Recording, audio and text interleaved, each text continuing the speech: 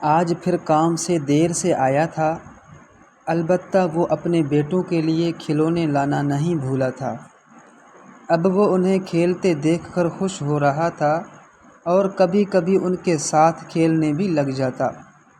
فائزہ جو کھانا پکانے میں مصروف تھی، اچانک اس کی نظر اپنے بیٹیوں عشاء اور فجر پر پڑی، جو حسرت بھری نگاہوں سے باپ اور بھائیوں کو دیکھ رہی تھیں۔ فائزہ اتنی دور بیٹھ کر بھی ان کی آنکھوں کے آنسو دیکھ سکتی تھی۔ فائزہ کے دل میں یوسف کے لیے ناراضگی کے جذبات ابھرے۔ وہ جلدی جلدی کام ختم کر کے یوسف کے پاس آ گئی اور پوچھنے لگی، عشاء اور فجر کے لیے کیا لائے ہو؟ یوسف نے حیرانی سے فائزہ کی طرف دیکھا اور کہنے لگا، میں ان کے لیے کیا لاتا؟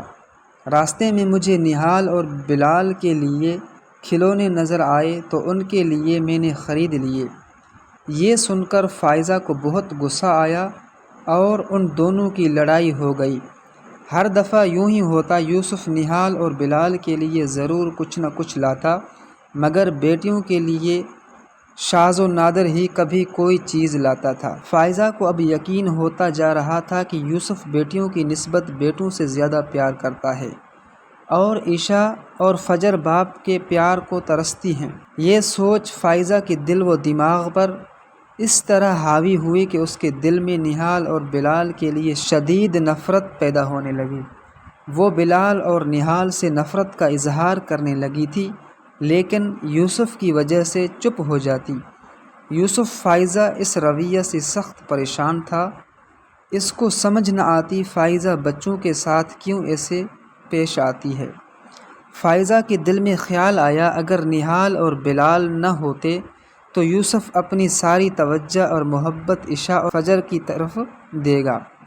اب وہ ہر وقت یہی سوچتی رہتی اور ہر کام غائب دماغ سے سر انجام دیتی۔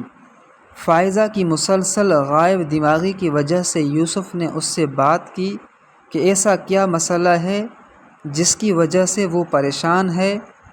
وہ ہر دفعہ بات ٹال دیتی۔ ایک دن یوسف کام سے گھر واپس آیا تو اسے گھر کے فضا میں عجیب وحشت محسوس ہوئی۔ اس کی دنیا لٹ چکی تھی۔ وہ صبح صحیح سلامت نہال کو چھوڑ کر گیا تھا اور اب صحن میں وہ مردہ حالت میں پڑا تھا۔ سب سے حیران کن بات یہ تھی کہ فائزہ کی آنکھوں میں غم کے بجائے ایک وحشت تھی۔ ابھی وہ اسی صدمے میں ہی تھا کہ چند مہینوں بعد یوسف کو اپنے 4 سالہ بیٹے بلال کی اچانک موت کی خبر ملی۔ یوسف کو یقین ہی نہیں آ رہا تھا کہ اس کے دونوں بیٹے اس دنیا میں نہیں رہے۔ وہ ہر وقت اسی سوچ میں مبتلا رہتا کہ اس نے ایسا کیا کیا ہے جس کی اسے اتنی بڑی سزا ملی ہے۔ اسے کبھی کبھی اپنی بیوی پر شک ہوتا، شاید بیٹوں کی موت میں اس کا کوئی ہاتھ ہے، لیکن وہ یہ سوچتا کہ کوئی ماں کبھی اپنے بچوں کو قتل نہیں کر سکتی۔ فائزہ کو ہر وقت اپنا سانس گھٹتا ہوا محسوس ہوتا۔ اسے لگتا کہ اس کے بچے اسے بلا رہے ہیں۔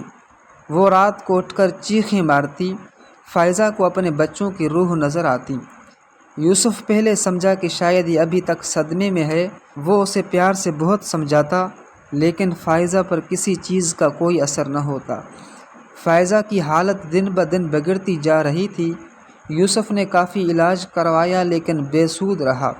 یوسف نے کچھ عرصے کے لیے گھر سے کہیں دور جانے کا پروگرام بنایا تاکہ فائزہ کو جلد از جلد اس صدمے سے باہر نکالا جا سکے، لیکن فائزہ کی صحت پر کوئی خاطر خواہ اثر نہیں ہوا۔ ایک روز فائزہ گہری سوچوں میں گم تھی۔ یوسف کافی دیر سے اسے نارمل کرنے کی کوشش کر رہا تھا۔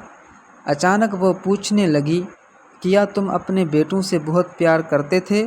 ہاں، میں اپنے بچوں سے بہت پیار کرتا ہوں، مگر تم یہ کیوں پوچھ رہی ہو؟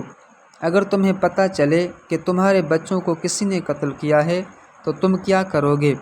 میں ایک منٹ بھی نہیں سوچوں گا اور ویسے ہی اس کا قتل کروں گا جیسے اس نے میرے بچوں کا کیا۔ اس روز کے بعد فائزہ مزید ذہنی دباؤ کا شکار ہو گئی۔